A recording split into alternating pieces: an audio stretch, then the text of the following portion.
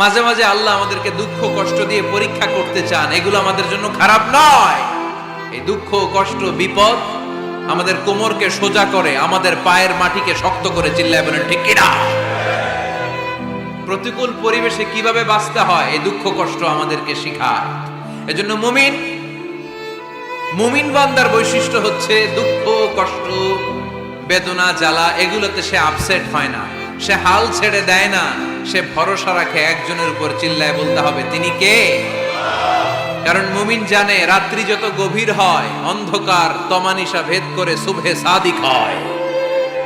মুমিন জানে গর্ভবতী নারীর পেটের ব্যথা যেই দিন বাড়তে থাকে ওই দিনই নতুন মেহমান আগমনের সময় ঘনাতে থাকে।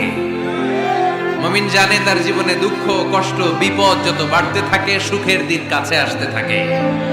এজন্য মুমিনের হারাবার কিছু নেই।